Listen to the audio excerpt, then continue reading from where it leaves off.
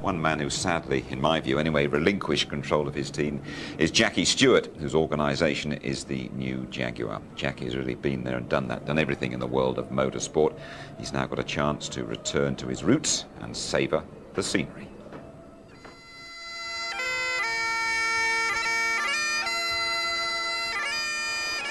I suppose I've been coming to Glencoe from about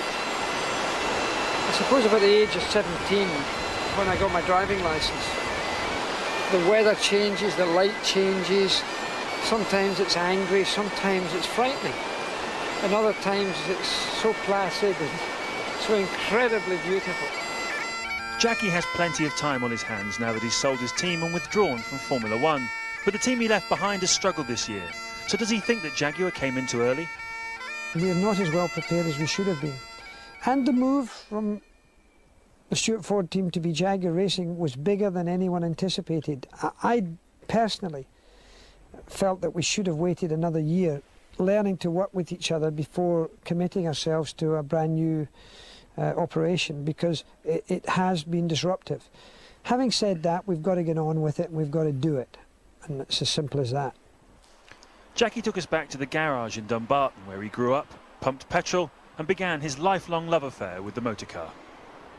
We used to have motor racing film nights here once a month in the winter, where we would clean all the workshop, make it immaculate, and then we would show motor racing films of Fangio and Stirling Moss and Mike Hawthorne and Peter Collins and Hans Stuck and everybody like that. When I was still in my teens. Jackie's successful driving career had humble origins. I drove in the hill climb here in the early 60s. It was one of my very first events. I drove a Marcus, which was a wooden car at the time with a small Ford engine. And down there, in fact, we can just see the old track. There was a thing called the hump and the bump, and it's going to rain, where you took off. And then you came up here. That's called Bridge Corner.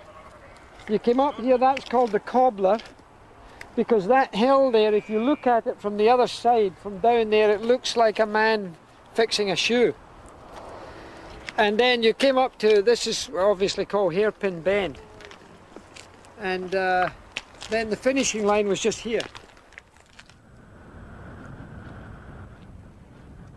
What's it like to sit at home or be up here in Scotland, watching the Grand Prix on the television, the team that you've built up, and not being there yourself?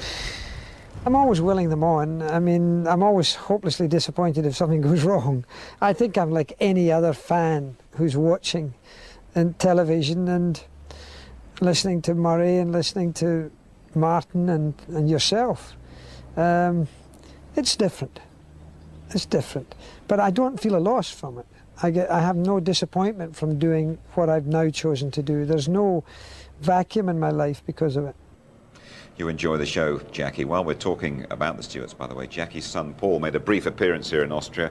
He is recovering from cancer surgery and battling on very well.